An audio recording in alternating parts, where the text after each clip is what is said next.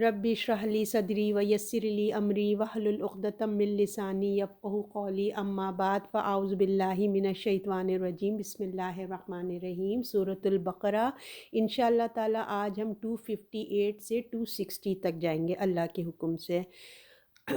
اعوذ باللہ من الشیطان الرجیم بسم اللہ الرحمن الرحیم۔ الم تر الی الذین حاجوا ابراہیم فی ربہ ان آتاہ اللہ الملک اذ قال ابراہیم ربی الذی یحیی ویمیت قال انا احیی وامیت قال ابراہیم فإن اللہ یأتی بالشمس من المشرق فأتی بها من المغرب فبہت الذی کفر واللہ لا یہدی القوم الظالمین۔ اور کیا نہ دیکھا تو نے طرف اس شخص کے جس نے جھگڑا کیا ابراہیم سے اس کے رب کے، اسے دی اللہ نے سلطنت جب کہا ابراہیم نے میرا رب وہ زندہ کرتا ہے اور مارتا ہے، وہ بولا میں بھی جلاتا ہوں اور میں بھی مارتا ہوں۔ کہا ابراہیم نے بے شک اللہ لاتا ہے سورج سے مشرق، تو لے آ اس کو مغرب سے، تب وہ حیران ہو گیا پھر کافر اور اللہ نہیں ہدایت دیتا بے انصافوں کو۔ اللہ تعالیٰ سب سے پہلے کہنے والے کو عمل کی توفیق عطا فرمائے اور آپ لوگوں کو بھی سن کے سمجھ کے عمل کی توفیق عطا فرمائے۔ جیسے کہ ہم نے پچھلی آیات میں ہم نے پڑھا تھا، ہم نے ہدایت اور گمراہی کا ایک قانون پڑھا تھا، لا پڑھا تھا کہ کیسے جو ہے لوگ گمراہ ہوتے ہیں اور کن کو سیدھا راستہ ملتا ہے۔ حق کو سامنے دیکھ کر، یعنی کہ کون لوگ گمراہ ہوتے ہیں؟ جو حق کو سامنے دیکھ کر آنکھ بند کر لیتے ہیں اور سرکشی کرتے ہیں، تو اس کا نتیجہ کیا ہے؟ جہنم ہے، اور وہ اس میں ہمیشہ رہیں گے۔ ہم نے 257 آیت کے اینڈ میں یہی بتایا تھا کہ اللہ نے بالکل انگلی رکھ کے یہ بتا دیا تھا کہ یہی وہ لوگ ہیں، یعنی کہ ایسے ہی سرکش جو لوگ ہیں وہی لوگ ہیں جو ہمیشہ جہنم میں رہیں گے۔ تو جب انسان گناہ کی طرف بڑھتا ہے، سرکشی پہ آتا ہے، تو شیطان اس کو اپنی طرف کھینچ لیتا ہے، اپنی طرف بلا لیتا ہے، اپنے راستے پہ لے کے آتا ہے۔ حالانکہ دیکھیں اس کی عقل اور اس کا دل اس کو محسوس ہو رہا ہوتا ہے، لیکن کیونکہ اس کو اتنی سرکشی اس کے اندر آ چکی ہوتی ہے، وہ اللہ کے مد مقابل کھڑا ہو جاتا ہے، آ کے اللہ کے حدود کو توڑ دیتا ہے۔ کیونکہ ہم نے پچھلی دفعہ پڑھا تھا نا کہ 3 طرح کے بڑے گناہ ہیں، یعنی کہ حق تلفی کرنا، سرکشی یعنی کہ صحیح بات سامنے آ جائے اس کو نہیں ماننا، اور فحاشی کھلی ہو یا چھپی ہوئی ہو، ہر طرح کی اللہ کی حدود سے آگے چلے جانا۔ پھر اللہ کی جب یہ انسان کے اندر چیزیں آ جاتی ہیں تو پھر وہ اللہ کی یاد سے غافل ہو جاتا ہے، اور جب انسان یہ غافل مطلب اللہ یاد ہی نہیں رہتا کہ کوئی اللہ کے احکامات بھی ہیں، اسی موقع سے شیطان فائدہ اٹھاتا ہے اور اس پہ حاوی ہو جاتا ہے، اور اس کا ساتھی جو ہے وہ شیطان بن جاتا ہے اور شیطان نما دوست بن جاتے ہیں۔ جو سچے ایمان والے ہوتے ہیں ان کے دل میں اللہ کی سچی محبت ہوتی ہے، وہ عدل والے ہوتے ہیں، عدل کرنا پسند کرتے ہیں، احسان کا پسند کرتے ہیں، اور اپنے عزیز اور رشتہ داروں میں مال بھی خرچ کرتے ہیں۔ تو جو اللہ کے راستے پہ اپنے اندر ڈٹ جاتے ہیں، اپنے آپ کو مضبوط کر لیتے ہیں، تو وہ شیطان کے مد مقابل کھڑے ہو جاتے ہیں۔ پھر ایسے لوگوں کا جو اللہ کے سچے بندے بن جاتے ہیں، کہ اللہ ان کا ولی، ان کا دوست، ان کا مددگار بن جاتا ہے، اور وہ ان کو کیا کرتا ہے؟ اندھیروں سے روشنی کی طرف نکال لیتا ہے۔ اور شیطان انسان کو کیا کرتا ہے؟ اندھیرے میں لے کے چلے جاتا ہے، ٹھیک ہے؟ اور جو وہ شیطان کے اندھیرے ہوتے ہیں وہ اندھیرے پہ اندھیرے ہوتے ہیں، بہت ظلمات ہوتے ہیں، بہت ڈارک ہوتے ہیں، بالکل راستہ نظر نہیں آتا۔ انسان غفلت کی زندگی گزار رہا ہوتا ہے کہ جب موت آتی ہے تو غفلت کا پردہ ہٹتا ہے، اور جو مومن ہوتا ہے اللہ کی رسی کو مضبوطی سے تھامتا ہے، یہی ہم نے پچھلی آیات میں پڑھا تھا نا، مضبوطی سے تھامتا ہے، وہ فیصلہ کرتا ہے کہ مجھے سچائی کی تلاش کرنی ہے، سرکشی نہیں کرنی، حق تلفی نہیں کرنی، فحاشی نہیں کرنی، بلکہ حق اچھی زندگی گزارنا ہے، تو اللہ تعالیٰ بھی اس کو اندھیرے سے نکال کے روشنی کی طرف لے آتے ہیں۔ تو انسان فیصلہ کرتا ہے، کوشش کرتا ہے، طلب کرتا ہے، خواہش کرتا ہے، تو پھر اللہ کی بھی مدد آ جاتی ہے۔ تو جس کو قرآن کہتا ہے، جس کو چاہتا ہے اللہ ہدایت دیتا ہے، جس کو چاہتا ہے اللہ گمراہ کر دیتا ہے، تو یہی لا ہے، یعنی کہ جب انسان طلب کرتا ہے، کوشش کرتا ہے، خواہش کرتا ہے، دعا کرتا ہے، تو اللہ اس کو ضرور دیتے ہیں، اور جس کو نہیں چاہیے، حق سامنے آ گیا مگر وہ انکار کر دیتے ہیں، تو پھر ایسے لوگوں کو ہدایت نہیں ملتی ہے۔ تو جب انسان اپنے گناہوں کے اندھیرے سے نکلتا ہے نا، جب وہ اندھیروں سے نکل کے روشنی کی طرف آتا ہے، تو اس کی نگاہ میں اس کی نگاہ کیا ہوتا ہے، اپنے گناہوں پہ پھر پڑتی ہے، اور جیسے جیسے اس کا ایمان کا لیول ہوتا ہے، ایمان بڑھتا ہے، وہ اتنی تیزی سے روشنی کی طرف آتا ہے، اس کو اپنے عیب نظر آنے لگتے ہیں، اور پھر وہ توبہ استغفار کرتا ہے، اپنی زندگی کو گناہوں سے پاک کرنے کی کوشش کرتا ہے۔ یہ اللہ کی بہت بڑی نعمت ہے، جو روشنی کی طرف آنا بہت بڑی نعمت ہے، اور ہم سب اپنا اپنا اگر ہم جائزہ لیتے کہ ہم بھی جو ہے نا قرآن پڑھنے سے پہلے اور ہم قرآن پڑھنے کے بعد ہم میں کتنی روشنی آ گئی، ہم بھی تو جو ہے نا، ہم الحمدللہ ہر ویک سے ہم جب گزرتے ہیں تو ہمارے اندر بھی جو ہے قرآن کے ذریعے ہمارے اندر روشنی آ رہی ہے، اس روشنی میں ہم اپنے دل پہ لگے گندگی کو پھر صاف کرتے ہیں، اپنے گناہوں کو، جھوٹ، غیبت، جو بھی قسم کے جو بھی ہمارے اندر کمی کوتاہیاں ہیں، اب ہم کو پھر ہم اس کو دیکھ رہے ہیں، کیونکہ روشنی آ گئی نا، تو ہمیں نظر آ رہے ہیں۔ پہلے ہم وہی گناہ کرتے تھے، کیونکہ اندھیرا تھا تو ہم کو برائی نظر ہی نہیں آتی تھی، ہم کہتے تھے کچھ بھی تو ہم نہیں کر رہے، ہم تو نماز بھی پڑھ رہے ہیں، قرآن بھی پڑھ رہے ہیں، ہم تو کچھ بھی نہیں کر رہے ہیں، کوئی گناہ نہیں کرتے۔ لیکن جب ہمارے اندر روشنی آئی تو وہی پھر ہم کو ہمارے اندر چیزیں نظر آنے لگی کہ اللہ میرے میں تو یہ بھی غلطی ہے، یہ بھی غلطی ہے۔ تو اس طرح ہم مزید گناہوں اور اللہ کی نافرمانیوں سے اللہ ہمیں بچا لیتا ہے۔ اب جو آیت ہے 256، تو اس میں ہمیں اللہ تعالیٰ مثالوں سے سمجھا رہے ہیں کہ جو سرکش انسان اور روشنی والے انسان کیسے ہوتے ہیں۔ ہم کو اللہ تعالیٰ مثال کے ذریعے ہدایت اور گمراہی کو سمجھانے کی کوشش کرتے ہیں، جو سمجھنا چاہے۔ تو بہت ساری مثالیں تو بہت ساری ہیں، مگر یہاں پہ اللہ تعالیٰ نے چند ایک کا ذکر کیا ہے، اور روایتوں سے ہمیں، جسے اب یہ ہے کہ اللہ تعالیٰ فرماتے ہیں کیا نہ دیکھا تم نے طرف اس شخص کے جس نے جھگڑا کیا ابراہیم سے، علم ترا مطلب کیا نہ دیکھا، توجہ دلائی جا رہی ہے ہم کو بتایا، احساس دلایا جا رہا ہے کہ دیکھا تم نے، غور و فکر کیا۔ تو روایت سے ہمیں پتہ چلتا ہے کہ وہ کون سا شخص ہے جس کے بارے میں بات ہو رہی ہے، کہ یہ جو ہے بادشاہ ہے کوئی، جس کو حضرت ابراہیم علیہ السلام کے زمانے کا بادشاہ تھا، اس کا نام ہے نمرود، ٹھیک ہے۔ اور نمرود جو ہے وہ ایک ٹائٹل تھا، اور وہ جو ہے نا، اس نے نور کو چھوڑ کر اندھیرے کو اپنا لیا، ٹھیک ہے، اندھیرے کی طرف آ گیا، ظلمات کو اس نے پسند کیا، اور وہ اپنے وقت کا طاغوت تھا، یوں کہہ لیجئے آپ۔ تو اس وقت وہ اپنے جو ہے عقیدے کے مطابق جو ہے وہ اپنے خدا کا اوتار تھا، یعنی کہ گاڈ آف کنگ کہلاتا تھا۔ تو یہ جو ہے اس کے اندر بھی جو ہے سرکشی پائی جاتی تھی، اور انتہا سے زیادہ غرور اور تکبر بھی تھا، اور اس بادشاہ نے جھگڑا کیا حضرت ابراہیم علیہ السلام سے، رب کے متعلق جھگڑا کیا۔ تو حضرت ابراہیم وہ کون تھے؟ جنہوں نے اندھیروں کو چھوڑ کے، آپ پتہ ہے کہ ان کی لائف کیسے، ان کا باپ جو تھے وہ مشرک تھے، انہوں نے اندھیروں کو چھوڑ کر انہوں نے نور کو اپنایا، تو پھر اللہ ان کا ولی بنا، اللہ ان کا مددگار بنا، اللہ ان کا دوست بنا۔ تو اب وہ جو جھگڑا ہوا تھا وہ کس کے بارے میں ہوا تھا؟ رب کے بارے میں جھگڑا ہوا تھا۔ تو یہ جو تھی، جیسے میں نے آپ کو بتایا کہ وہ جو نمرود تھا وہ گاڈ آف کنگ تھا، یعنی کہ اس کی قوم جن دیوتا جو ہوتے نا، ان کے وہ عبادت کرتے تھے، ان جو بادشاہ ہوتا تھا نا، ان میں سب سے بڑا سمجھا جاتا تھا، ٹھیک ہے۔ اور بھی وہ ہر طرح سے مذہبی بھی اور پولیٹیکلی بھی، یعنی کہ سیاسی اور مذہبی دونوں کا وہ بڑا سمجھا جاتا تھا۔ وہ جو ہے سورج کو بڑا دیوتا سمجھتے تھے، وہ جو قوم تھی سورج کو بڑا دیوتا سمجھتی تھی۔ تو کمزور جو نمرود تھا وہ بھی سورج کا دیوتا اوتار کہلاتا تھا، ٹھیک ہے۔ تو حضرت ابراہیم نے جو ہے اس کو دعوت دی، رب کی دعوت دی، تبلیغ دی، حقیقی رب کی دعوت دی۔ تو اس کو رب، وہ جو ہے وہ تو کہتا تھا کہ رب صرف میں ہی ہوں۔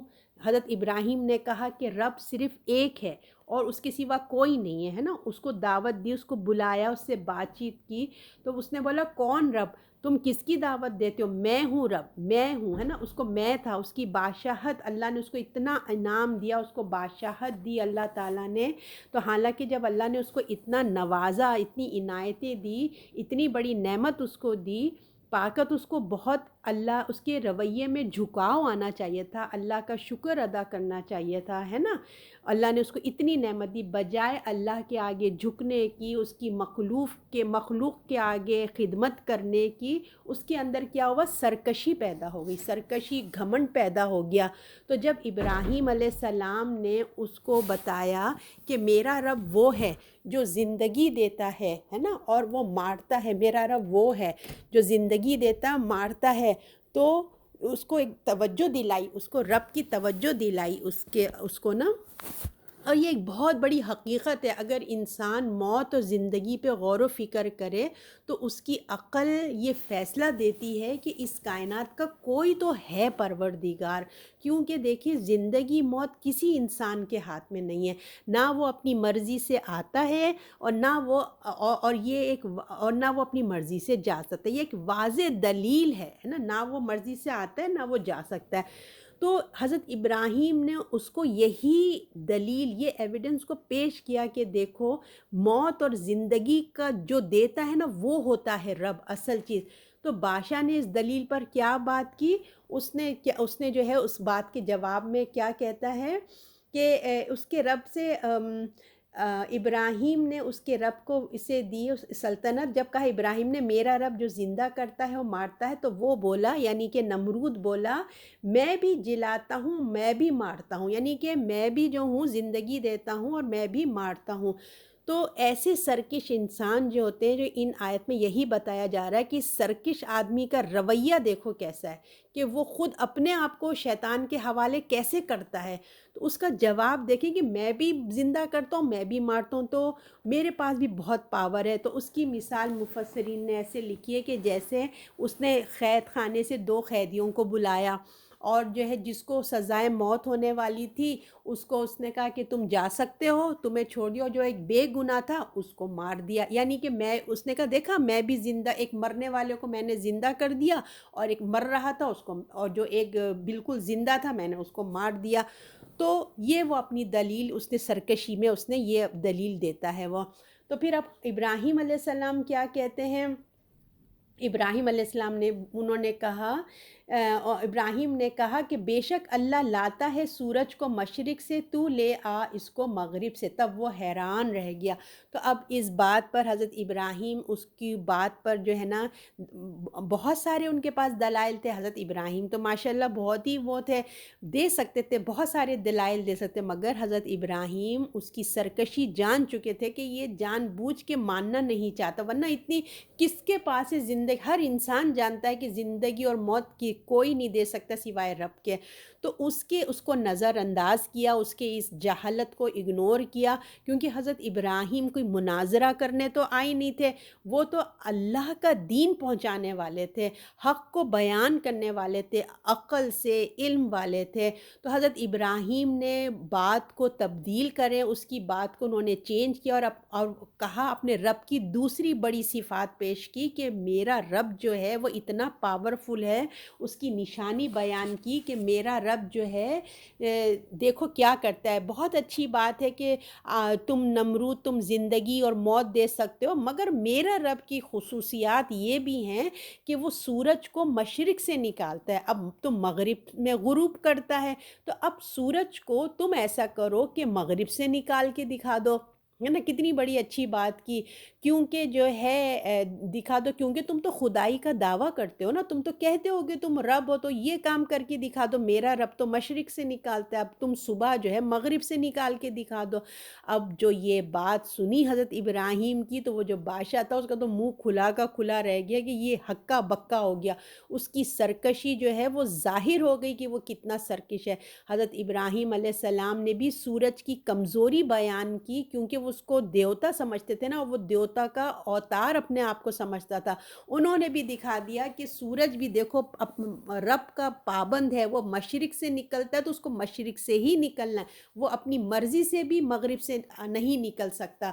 تو اللہ تعالیٰ فرماتے ہیں کہ جو ایسے ظالم ہوتے ہیں اللہ ان کو ہدایت نہیں دیتا. تو کون ظالم؟ وہ لوگ جو اللہ کی نعمتوں کو, قوتوں, صلاحیتوں کا استعمال جو ہے کس طریقے سے کرتے ہیں, بجائے اللہ کا جو اللہ نے ان کو اتنا انعام فضل دے رکھا ہے, وہ اللہ کے فضل کو سمجھنے کے بجائے وہ سمجھتے ہیں ہم ڈیزرو کرتے ہیں, ہمارا حق ہے جو ہمیں دیا گیا ہے, ہم اپنی محنت کا یہ نتیجہ ہے. شکر گزاری کے بجائے تکبر اور سرکشی پہ آ جاتے ہیں. بولو نا, شیطان کی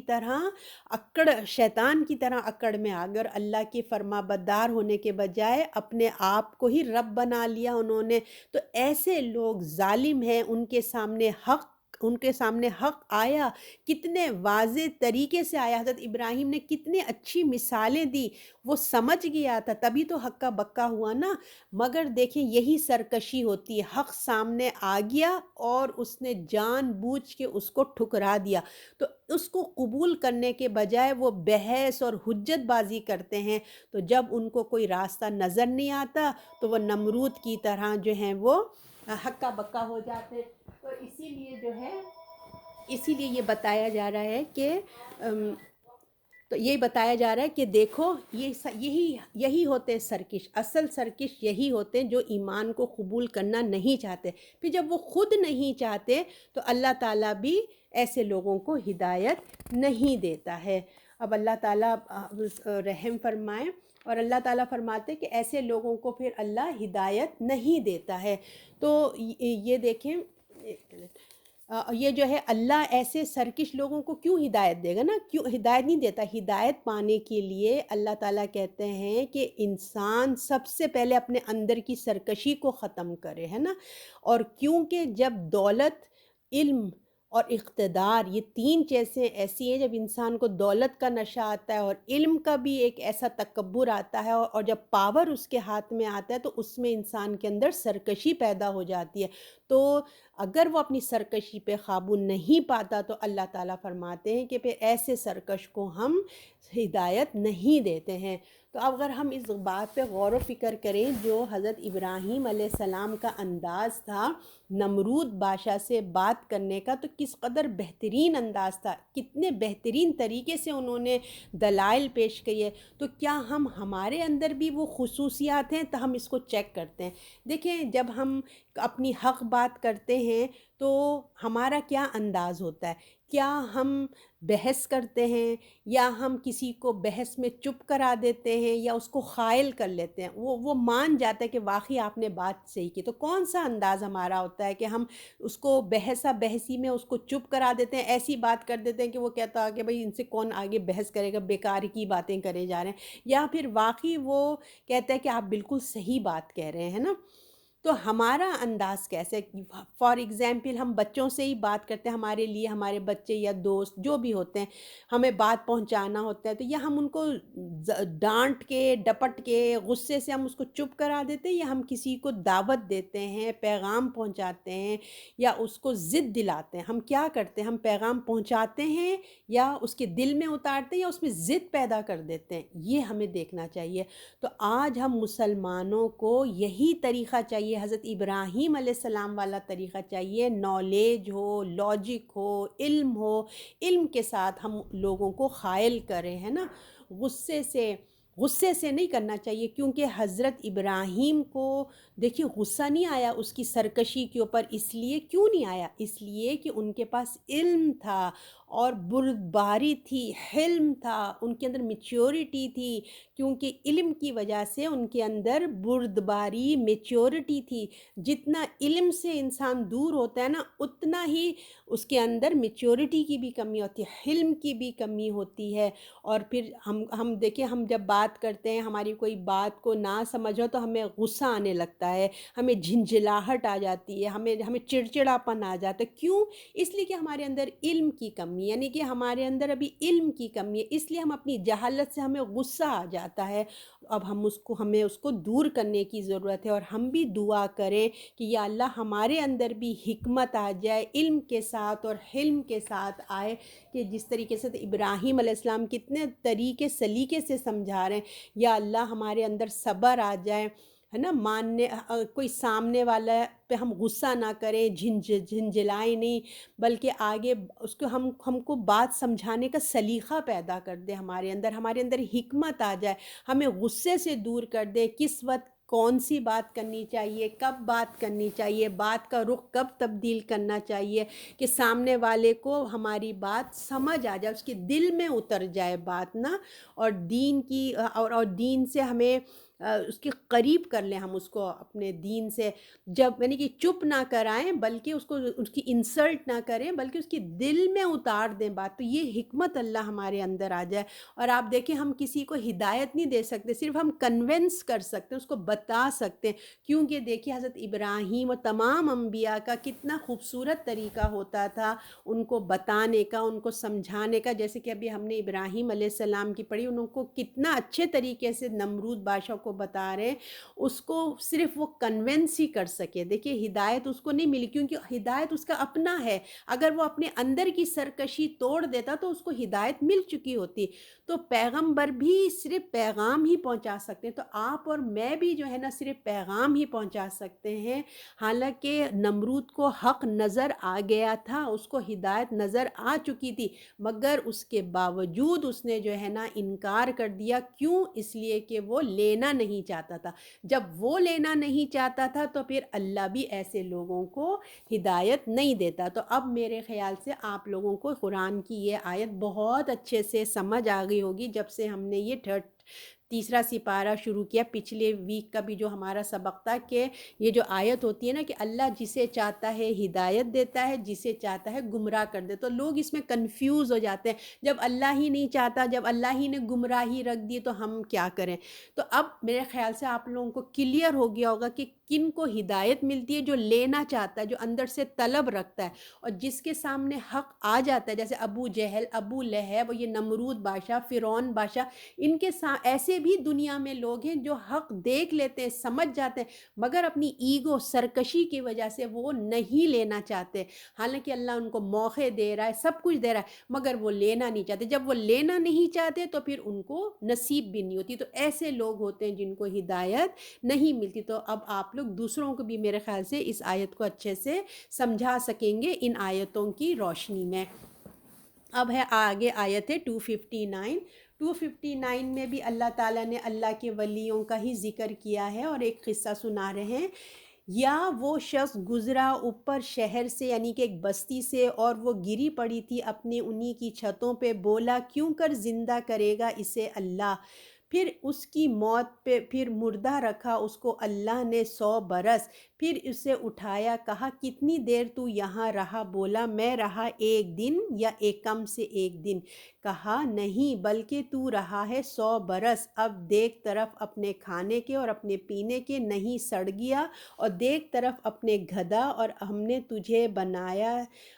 تجھے بنانا چاہا نمونہ لوگوں کے لیے، اور دیکھ طرف ہڈیوں کی کس طرح اس کو ہم چڑھاتے ہیں، پھر اس پر پہناتے ہیں گوشت، پھر جب ظاہر ہوا اس پر کہہ اٹھا مجھے معلوم ہے بے شک اللہ ہر چیز پر قادر ہے۔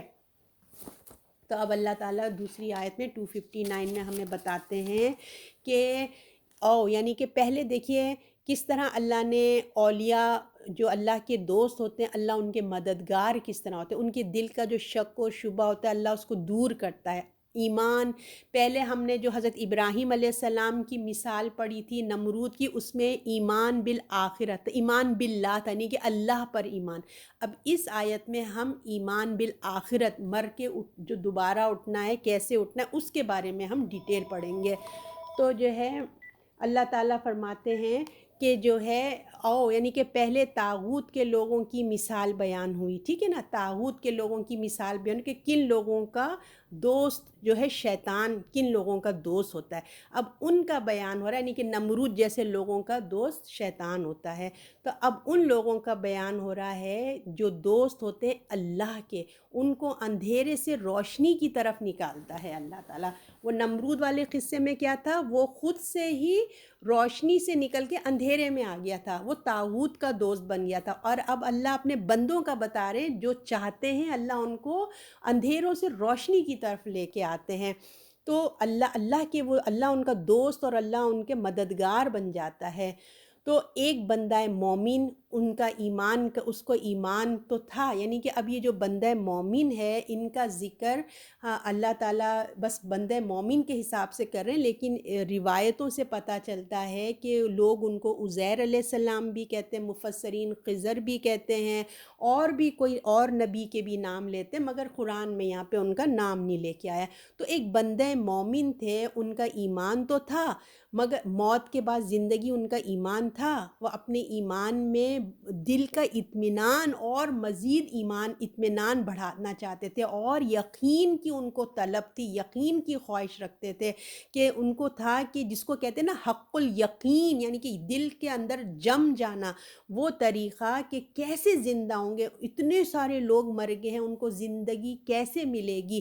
تو دیکھیں ایک طریقے کی تو ایک موت ہوتی ہے نا، کہ ایک آدمی مر گیا ہے نا، ایک آدمی مر گیا، چلو وہ زندہ ہوا، لیکن جب انہوں نے دیکھا پوری کی پوری بستی کی بستی ٹوٹی پڑی اور لوگ مرے پڑے ہیں، تو ان کے دل میں ایک خواہش پیدا ہوئی کہ یا اللہ، انسان یہ تمام جو اتنے اتنے مر گئے، یا اللہ ان کو کیسے آپ دوبارہ مطلب اٹھائیں گے، کیسے زندہ ہوگا۔ تو ان کو ایک محسوس ہوئی، ان کے اندر سے خواہش ہوئی کہ میرا ایمان اور بڑھ جائے۔ تو یہاں پہ اس کا ذکر ہو رہا ہے کہ وہ شخص گزرا اپنے شہر پہ، وہ گری پڑی تھیں بستیاں اپنی چھتوں پہ۔ اب چھتوں سے مطلب کہ جو ہے وہ اپنی چھتوں سے گری پڑی تھی۔ جب بھی کوئی بڑی بلڈنگ گھر گرتا ہے تو آپ کو پتہ ہے نا، پہلے چھتیں زمین پہ آتی ہیں، اس کے بعد دیواریں آتی ہیں۔ تو جب وہ چھتوں پہ گری تھی، وہ بولے، یعنی کہ وہ جو بندہ مومن تھے وہ بولے، کیوں کر زندہ کرے گا اللہ اسے اس کے موت کے بعد؟ ابھی جو پوری بستی کی بستی مر گئی ہے، تو اب یہ کیسے زندہ ہوگی؟ ان کے اندر ایک سوال اٹھا، ان کے دل میں خواہش اٹھی، اس بستی کو خدا اس طرح فنا ہو جانے کے بعد کس طرح زندہ کرے گا؟ ان کا اس سوال، ان کا یہ دیکھیے، ان کا جو یہ سوال تھا، اس میں خدا نہ خواستہ کوئی انکار نہیں تھا، آخرت کا انکار نہیں تھا، بلکہ ایک حیرت تھی، ایک کریوسٹی تھی۔ یہ نہیں کہہ رہے تھے کہ ہم یقین ہی نہیں کرتے کہ کیسے ہوگا، نہیں، ایک حیرت تھی۔ فطرت، دماغ تو مانتی تھی کہ ہاں بھائی اللہ نے مار دیا، اب اللہ زندہ بھی کرے گا، مگر دل میں طرح طرح کے سوال پیدا ہو رہے تھے کہ کیسے ہوگا۔ ایک جستجو تھی، ایک کریوسٹی تھی، جس کو مطلب حق الیقین کی تلاش تھی، کہ میرے دل میں یقین کی، اور پکا یقین تو ہے، ایمان بھی ہے جیسے آپ کے میرے ہے، مگر ایک ہوتا ہے نا کہ یقین کی اعلیٰ حد وہ پیدا ہو جائے۔ تو انبیاء بھی جو ایمان اور یقین کی اعلیٰ درجے کی نا دعائیں مانگتے تھے، وہ بھی اپنا حق الیقین کے اضافے کے لیے کوششیں کرتے تھے، دعائیں کرتے تھے، اپنے اندر یہ طلب پیدا کرتے تھے کہ اللہ ہمارے اندر وہ یقین کی کیفیت پیدا ہو جائے۔ تو پھر کہتے ہیں کہ اللہ نے ان کو، پھر اللہ تعالیٰ نے جب انہوں نے اس طریقے کا سوال کیا تو اللہ نے ان کو مار دیا، ٹھیک ہے۔ اور پھر کہتے ہیں کہ 100 سال کے بعد اللہ نے ان کو اٹھایا تھا۔ تو پھر ان کو مردہ رکھا، اس موت کے بعد پھر مردہ رکھا اللہ نے ان کو 100 برس، پھر انہیں اٹھایا، پھر وہ بندے مومن کو اٹھایا، اور پھر ان سے سوال کیا کہ کتنی دیر تو یہاں رہا؟ وہ بولے میں رہا 1 دن یا 1 دن سے کم حصہ۔ پھر جب وہ اٹھے، یہ سوال ہم کو ایک سبق دلاتا ہے، یہ جو اللہ نے یہاں بتایا نا کہ بتاؤ اب تم سونے کے بعد اب کتنے ٹائم رہے، تو ہم کو برزخ کی زندگی کے بعد جب ہم حشر کے روز دوبارہ جاگیں گے اٹھیں گے تو اس کا احساس اللہ نے ہمیں دلایا، تو اس کو کوئی احساس نہیں ہوتا۔ یہ ہمیں یہی بتانا چاہ رہے ہیں کہ دیکھو جب ہم اٹھیں گے دوبارہ تو ہمیں کوئی احساس نہیں ہوگا کہ ہم سونے کے لیے ابھی جاگے ہیں، کتنا ٹائم رہے۔ تو آج ہم کو محسوس ہوتا ہے نا کہ کتنی ساری لمبی دنیا ہے، پھر موت ہے، پھر برزخ کی زندگی، پھر قیامت بہت دور لگتی ہے، بہت لمبا پیریڈ لگتا ہے۔ جو آدم علیہ السلام سے لوگ خبروں میں کتنا لمبا لگتا ہے نا ہم کو، کہ کب سے مرے ہوئے وہ خبروں کے اندر ہے، ابھی تو حشر کا پورا ٹائم باقی، برزخ کی زندگی اور کتنا ٹائم ہوتی ہے، کب سور پھونکا جائے گا، کب قیامت آئے گی۔ بظاہر ہمیں بہت لمبا لگتا ہے، مگر جب ہم مر کے اٹھیں گے تو جب ہم سے پوچھا جائے گا کہ تم کتنی دیر یہاں ٹھہرے تھے، تو وہ جواب کیا دے رہے ہیں کہ جب 100 سال سونے کے بعد جب اللہ ان سے پوچھتا ہے کہ آپ کتنا دیر ٹھہرے، تو وہ کیا کہتے ہیں، تھوڑا سا تو وقت ٹھہرا ہے نا، تھوڑا سا وقت ہوا ہے۔ لیکن قیامت میں ہمیں کیسا لگے گا، بالکل معمولی سا وقت لگا ہے۔ 100 برس تک سونے کے باوجود جب اللہ نے ان سے پوچھا تو انہوں نے کیا بولا، وقت کا ایک حصہ۔ اسی طرح آپ دیکھیں کبھی آپ دوپہر میں ڈیپ سلیپ سو جائیں اور آپ کے کمرے میں کوئی گھڑی نہ ہو، اندھیرا سا کمرہ ہو جائے، تو آپ کو ایک دم سے آپ جھٹکے سے اٹھتے ہیں کہ او فجر کا ٹائم تو نہیں ہو گیا۔ ہمیں اگر گھڑی نہ ہو تو ہمیں وقت کا اندازہ ہی نہیں ہوتا۔ تو ایسی ہی کیفیت سو کے اٹھنے کے بعد حشر کے میدان میں ہوگی، جب ہم اپنے قبروں سے اٹھیں گے تو ہم سے ایسا لگے گا ہم تو ایک وقت کا تھوڑا سا حصہ دنیا میں گزار کے آ گئے۔ تو اللہ رب العزت نے فرمایا کہ دیکھو کہ تم اپنے جو ہے، اب کہا کہ اپنے کھانے پینے کو دیکھو، ذرا نظر ڈالو، اپنے گدھے کے اوپر بھی نظر ڈالو اور کھانے پینے پہ بھی نظر ڈالو۔ کھانے کی طرف دیکھو جو خراب نہیں ہوا، یعنی کہ 100 برس تم سوتے رہے ہو تو پانی دیکھو کوئی سڑا نہیں، اور تمہارا کھانا ویسے کا ویسی فریش ہے۔ حالانکہ ابھی آج ہم گرمی میں ذرا باہر کھانا نکال کر دیں کیسا اسمیل پیدا ہو جاتی ہے، فوراً خراب ہو جاتا ہے۔ تو جو گدھے کی طرف دیکھو، جو تمہارے گدھے وہ دیکھو ہڈی ہڈی ہو گیا ہے نا۔ تو اللہ تعالیٰ نے اس کو پھر جو ہے، اللہ تعالیٰ نے اس کو ہڈیوں کو زندہ کر کے دکھایا، وہ جو ان کا گدھا تھا۔ پھر اللہ تعالیٰ نے کیا، دیکھو اپنے کھانے پینے کو وہ بالکل نہیں سڑا، اور دیکھو طرف اپنے گدھے کی، ہم نے تجھے بنایا ہے ایک نشانی، یعنی کہ تم اب جو ایک نبی ہے، ایک نشانی ہے لوگوں کے لیے۔ ہم تمہارے ایمان کو بڑھا رہے ہیں، یقین کو بڑھا رہے ہیں، تاکہ تم لوگوں پہ گواہی دو گے۔ جب تمہارے ایمان کامل ہوگا تو آپ کانفیڈنس کے ساتھ جا کے دوسرے سے بات کریں گے۔ تو اللہ نے کہا ہم آپ کو بنا رہے ہیں نشانی، لوگوں کے لیے نمونہ ہے۔ تو دیکھو طرف ہڈیوں کی، اب تم اپنے ایمان کو بڑھا لو، اپنے یقین کو بڑھا لو۔ دیکھو ہم تمہارے گدھے کی ہڈیوں کو کس طریقے سے جوڑیں گے، کس طریقے سے اس کے اوپر گوشت چڑھائیں گے۔ تو ان کا جو سوال تھا نا کہ یا اللہ آپ کس طرح اس مردہ بستی کے لوگوں کو زندہ کریں گے، تو اب اللہ ان کو مشاہدہ کرا رہا ہے ایک ان کی ہی گدھے کی ہڈیوں کو جوڑ کے اس پہ گوشت چڑھا کے، کہ تاکہ ان کے جو سوال تھا، جو ان کے دل میں ایک خواہش تھی، جو شک و شبہ تھا، وہ اللہ نے دور کر دیا۔ کیوں؟ اس لیے کہ وہ اللہ کے نیک بندے تھے، اور اللہ اپنے نیک بندوں کی خواہشوں کو پورا کرتا ہے، اور پھر وہ ایک نبی بھی تھے۔ تو اللہ رب العزت کہہ رہے ہیں تاکہ تمہاری ایمان پکا ہو جائے موت کے بعد زندگی پر، تاکہ تم لوگوں کے لیے ایک نشانی بنو۔ اور جو مفسرین یہ بھی کہتے ہیں کہ یہ جو بستی کا ذکر آتا ہے نا کہ وہ ایک بستی سے گزرے تھے، وہ بستی کون سی تھی اس کی ہمیں ڈیٹیل نہیں ملتی، مگر مفسرین کا خیال ہے کہ یہ بنی اسرائیل ہی تھی، اور یہ نبی بنی اسرائیل ہی کی طرف بھیجے جا رہے تھے۔ کیونکہ جو بنی اسرائیل آپ کو پتہ ہے حضرت موسیٰ کے چلے جانے کے بعد انہوں نے اللہ کی نافرمانیاں کی، اور ان لوگ کتنے ہی صحرا میں 40 سال تک بھٹکتے رہتے، اور ان کا پورا ڈاؤن فال ایک طریقے سے ہوا تھا۔ تو اب یہ نبی کو اللہ نے ان کی ایمان کو تازہ کیا، ان کی طرف بھیجا، ان کو موٹیویٹ کرنے کے لیے کہ تم نا امید مت ہو، اللہ پہ بھروسہ کرو، ہر چیز اللہ کر سکتا ہے۔ تو ان کو اللہ سبحانہ نے ان کے لیے دوبارہ سے ایک کامیاب قوم بنانے کے لیے اس نبی کو اس کی طرف کیا۔ تو اللہ نے ان کے دل میں اطمینان کے لیے، جیسے میں نے آپ کو کہا گدھا جو بالکل مضبوط چیز تھا، جس کو سب سے پہلے ختم نہیں ہونا چاہیے تھا، جو ایک सेंसिटिव चीज़, खाना पीना बिल्कुल ठीक था, और गधा जो है वो हड्डियाँ हो गया था। तो अल्लाह ने उनके सामने उनकी हड्डियों को बनाया, जो मिट्टी में रिल मिल गई थी, ढांचा बन के रह गया था, उसको ज़िंदगी दी, फिर गोश्त चढ़ाया उसके ऊपर, और जो सबसे पहले गल सड़ यानी कि खाना जितना सेंसिटिव था वो बिल्कुल ठीक ठाक था। तो उनके दिल को इत्मीनान आ गया कि मिट्टी में जो मिल जाने के बाद किस तरह अल्लाह ताला ज़िंदगी देता है ना? तो फिर उन्होंने क्या कहा कि, और फिर उन्होंने कहा कि अल्लाह ताला फिर जब ज़ाहिर हो गया तो उस पर वो खे उठे, मुझे मालूम हो गया बेशक अल्लाह हर चीज़ पे क़ादिर है। तो जिस तरह उनके उनके दिल में ये यकीन आ गया कि किस तरह अल्लाह ज़िंदगी अल्लाह सुबहान अता करते हैं, और दूसरा इत्मीनान उनको ये आया कि हर चीज़ पे अल्लाह का हुक्म होता है, वो चाहे वो कर सकता है, जो चाहे वो कर सकता है। मज़बूत चीज़ को, स्ट्रॉन्ग चीज़ को बिल्कुल मामूली तरीके से मेल्ट करके हड्डियाँ बना के सड़ा देगा, और कमज़ोर से कमज़ोर चीज़ को भी वो ताज़ा रख सकता है। यानी कि जो गधा एक स्ट्रॉन्ग चीज़ था, 100 साल तक जी सकता था, जितने भी साल वो जी सकता था, मगर वो हड्डी मिट्टी में मिल गया, और जो खाना बिल्कुल नरम नाजुक चीज़ अल्लाह के हुक्म से वो बिल्कुल फ्रेश रहा। तो ये क्या है? ये अल्लाह का लॉ है, जिसके लिए वो हुक्म देता है वही काम होता है। जिस तरह हज़रत इब्राहीम अलैहिस्सलाम हालांकि आग जलाती है ना, मगर जब वो आग में गए तो आग उनके ऊपर ठंडी हो गई। तो ये अल्लाह का लॉ है। हज़रत इस्माइल अलैहिस्सलाम छुरी नहीं चली, छुरी का काम है काट देना, मगर अल्लाह ताला ने उनके ऊपर क्या किया कि छुरी को जो है वो उनके ऊपर नहीं चलने दिया, वो बिल्कुल ही स्ट्रॉन्ग रहे, और छुरी बिल्कुल बेकार हो गई।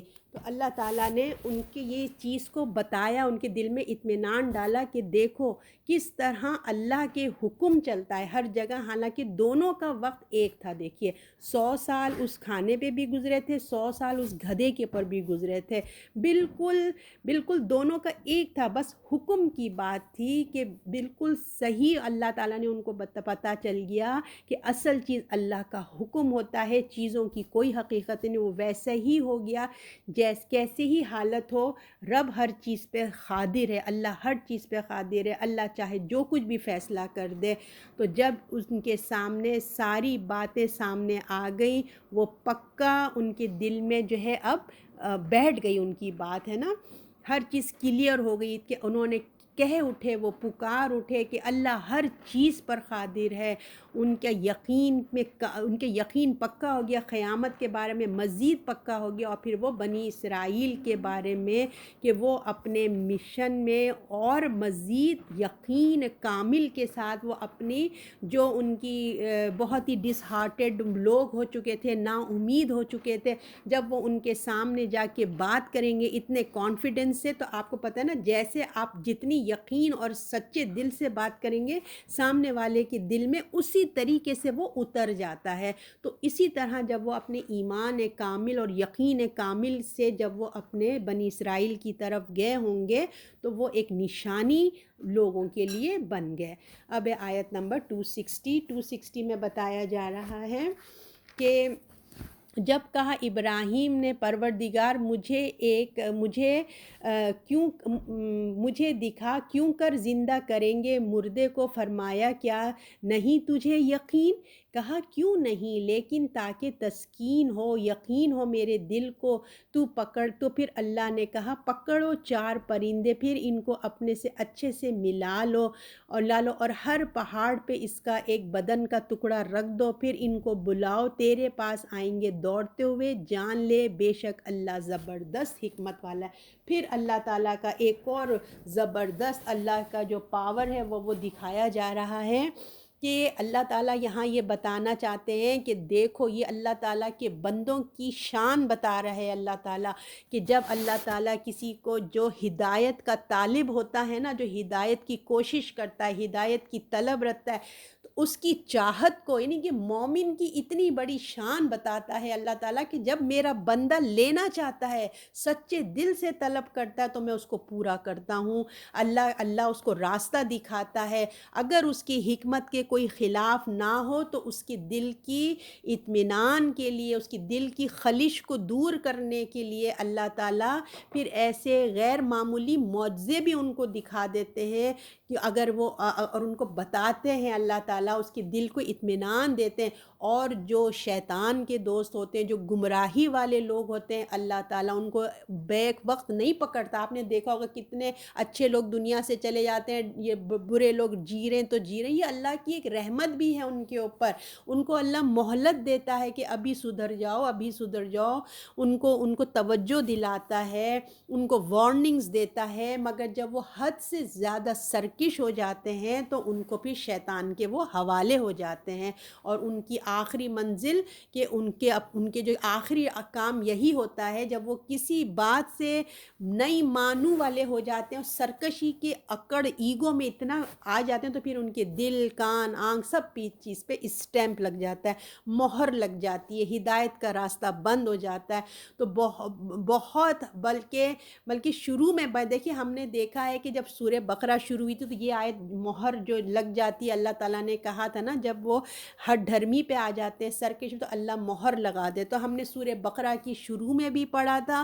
اب کیونکہ سورہ ختم اختتام کی طرف جا رہا ہے تو اللہ تعالیٰ نے وہی رول گمراہی اور ہدایت کا سورہ بقرہ میں کھول کھول کے بیان کر دیا، کسی کے دل میں شک و شبہ نہ رہے۔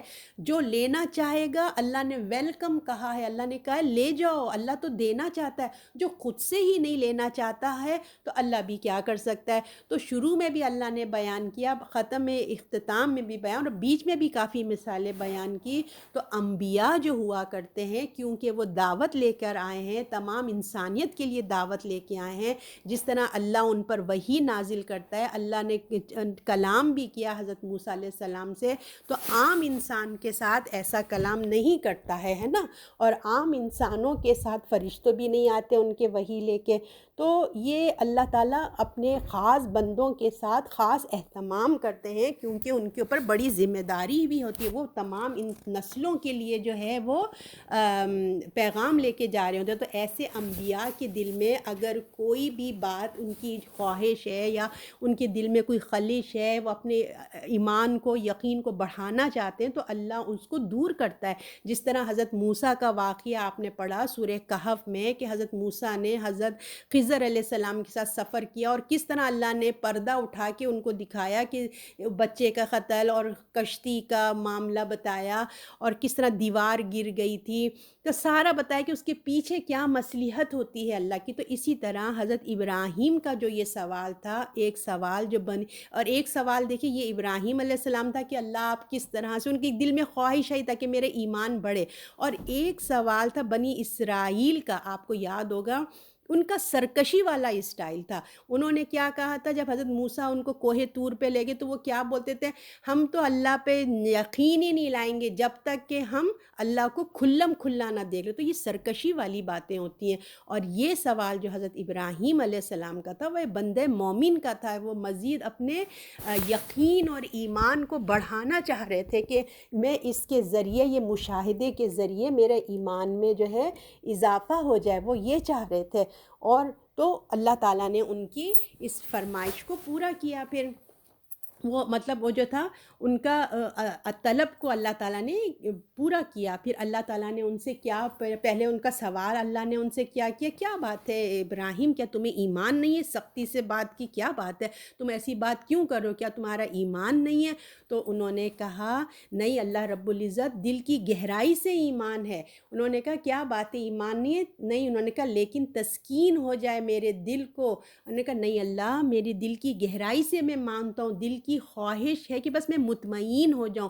اپنا سچا جذبہ انہوں نے اللہ کو بتایا کہ ہدایت کے طلب کیوں ہے ان کو کیونکہ دیکھیے پیغمبری میں نے آپ کو بتایا نا ان کو دینا تھا، اور ان کے آگے جب یہ اللہ نے ان کو یہ غیر معمولی معجزہ دکھایا تو اس کے وہ گواہ بنے ہے نا، وہ ان کی جب ایمان اتنا مضبوط ہوا تو پھر وہ آگے لوگوں کے اوپر گواہ بنے۔ وہ جب اپنے کانفیڈنس کو لے کے لوگوں تک آئے اور انہوں نے بتایا کہ آخرت آئے گی اور ہمیں مر کے زندہ ہونا ہے، اتنے کانفیڈنس سے بات کریں گے تو سامنے والے کے دل پہ اترے گی نا۔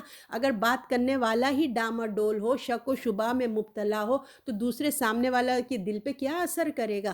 تو یہ یقین کے لیے اللہ انبیاء کو یہ معجزے دکھاتے ہیں تاکہ وہ اپنی امت کو جا کے بتا سکے۔ تو یہ مشاہدہ کیا تو پھر ہمارے سامنے والے وہ ہمارے لیے آئے اور انہوں نے ہم کو گواہی دی، دل کے پورے اطمینان کے ساتھ عظیم گواہی کے لیے وہ کھڑے ہو گئے اور ان کے آگے لوگوں کو بتایا، اور پھر موت کے بعد کی زندگی بھی بتایا۔ ہم کو اس میں جھلک پتہ چلتی ہے کہ دیکھیں کس طریقے سے جو ہے اللہ تعالیٰ مرنے سڑنے گڑنے کے بعد اللہ زندہ کرتے ہیں۔ تو اللہ تعالیٰ نے ان سے کیا، آج بھی تم سچے طالب بن جاؤ۔ ہمارے لیے بھی ہے اس میں تو یہ تو بات انبیاء کی تھی نا، آج آپ کے میرے لیے بھی کہ اگر آج میں اور آپ بھی سچے طالب ہو جائیں گے نا، ہدایت لینا چاہیں گے، تو آج ہم بھی چاہیں گے تو ہمارے دلوں کی اطمینان کے لیے بھی ہمارے حساب سے، ہمارے ایمان کے حساب سے اللہ آج بھی ہم کو ہمارے لیے انتظام کریں گے، اور ہوتا ہی ہے۔ تو ہمارے حساب سے، ہمارے نبیوں کے حساب سے اللہ تعالیٰ نبیوں کی باتیں وہ کرتے تھے، تو اللہ تعالیٰ جو ہیں وہ اطمینان دلاتے ہیں ہر انسان کو جو لینا چاہتا ہے۔ بات ساری یہاں یہ سمجھایا جا رہا ہے کہ جو اندھیروں سے نکل کے روشنی پہ آنا چاہتا ہے، اللہ اس کی خواہشوں کو احترام کرتے ہیں، دیکھتے ہیں۔ تو اطمینان قلب جو ایسا ہوتا ہے جو جس میں شک و شبہ سے دور ہو، ٹھیک ٹھیک بات دل میں اتر جائے، جم جائے، جس سے نفس میں اطمینان اور مطمئن ہو جائے۔ تو مفسرین کہتے ہیں کہ ہو سکتا ہے کہ حضرت ابراہیم کا یہ شروع کا دور ہو جس میں وہ اپنے اطمینان قلب کی دعا کرتے تھے اور خواہش کا اظہار کیا انہوں نے، ہے نا، کہ مردوں کو کس طرح آپ زندہ کریں گے۔ تو ایسا نہیں تھا کہ حضرت ابراہیم کو یقین کی کمی تھی۔ دیکھیں میں بار بار آپ کو یہی کہہ رہی ہوں، وہ اپنی خواہش کا اظہار کرتے ہیں کہ اللہ تو نے اپنے نیک بندوں کا مددگار ہے۔ اللہ کہتے ہیں نا کہ میں اپنے بندوں کی خواہشیں پوری کرتا ہوں۔ وہ اللہ اپنے نیک بندوں کے مددگار ہیں، ولی ہیں، اپنے بندوں کی دل کی اطمینان دیتے ہیں۔ تو وہ اور اندھیروں سے روشنی کی طرف اللہ تعالیٰ لاتا ہے، ان کی بے چینی کو سکون میں بدلتا ہے، بے سکونی کو اطمینان دیتا ہے۔ تو اللہ تعالیٰ نے ان کو سلوشن بتایا کہ آپ 4 پرندے لے لیں اور 4 پرندوں کو 4 ڈائریکشنز میں رکھ دیں، یعنی کہ ایسٹ ویسٹ نارتھ ویسٹ سب اس طریقے سے، ساؤتھ ویسٹ نا۔ تو اس طریقے سے آپ چاروں جگہ پہ اپنے یہ جو پرندے ہیں ان کو کیا کریں، پہلے تو آپ ان کو اچھے سے مانوس کر لیں۔ اللہ رب العزت کہتے ہیں کہ ایسا کرو تم کہ تاکہ تسکینہ تو پکڑو تم 4 جانور، پھر ان کو اپنے سے مانوس کر لو اور اپنے ساتھ پھر رکھ دے اوپر ہر پہاڑ کے ایک بدن کا ٹکڑا، پھر ان کو بلاؤ، تیرے پاس آئیں گے دوڑتے ہوئے، اور جان لے کہ بے شک اللہ زبردست حکمت والا ہے۔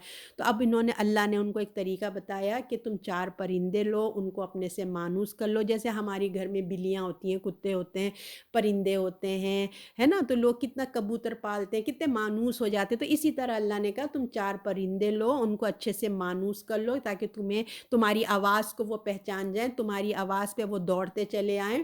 تو آج بھی ہم اپنی بلیوں کو بلاتے ہیں، آ جاتی ہیں نا، تو اسی طرح پرندے بھی آ جاتے ہیں اپنے مالک کی آواز پہ، اپنے مالک کے اشارے پہ۔ تو انہوں نے کہا اچھے سے تم اس کو مانوس ہو جاؤ، پھر ایسا کرو کہ ان دونوں کو، ان 4 کو تم ذبح کر کے ان کے ٹکڑے مکس کر کے، اور ہر چاروں طرف، یعنی کہ چاروں جو ڈائریکشن ہے، نارتھ ساؤتھ ایسٹ ویسٹ، ان چاروں طرف ایک ایک ٹکڑا رکھ دو، اور پھر جو ہے تم کیوں مانوس ہو جاؤ، اور پھر اللہ تعالیٰ نے کیوں کہا یہ چاروں طرف رکھ لے، اس لیے کہ جب آخرت میں سور پھونکا جائے گا نا، تو چاروں طرف جو کہیں بھی دفن ہوگا وہ چاروں سے دنیا کے ہر کونے سے لوگ اٹھ کے کھڑے ہو جائیں گے اور اپنی رب کی طرف آئیں گے۔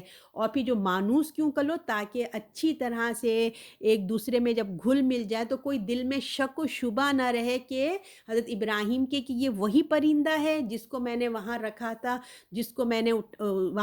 تھا، دوسرا تو نہیں آ گیا۔ تو مفسرین کہتے ہیں کہ حشر کے دن بھی لوگوں کی ساری دنیا کے معاملے کی جو یادداشت ہے وہ بھی زندہ ہو جائے گی، اور اپنے سے جو مانوس پرندے جانور ہیں وہ بھی اپنے مالک کی آواز کو پہچانیں گے۔ اس سے انہوں نے وہ ایک بات بتائی ہے۔ تو اللہ جو ہے حضرت ابراہیم علیہ السلام سے یہ بھی کہہ سکتے تھے کہ ہر پرندے کو ایک کونے میں رکھ دو، زندہ رکھ دو، پھر آواز دے دو، آ جائیں گے، لیکن اللہ تعالیٰ نے ان کے دل کی اطمینان کے لیے کیا، آج بھی جو لوگ اطمینان کے لیے کہا کہ ان کو مار دو، ان کو ذبح کر دو اور ان کے ٹکڑوں کو رکھو، اور پھر ٹکڑوں کو جب اللہ تعالیٰ زندہ کر کے جب تم ان کو آواز دو گے، دیکھو وہ کیسے بھاگتے ہوئے چلے آئیں گے۔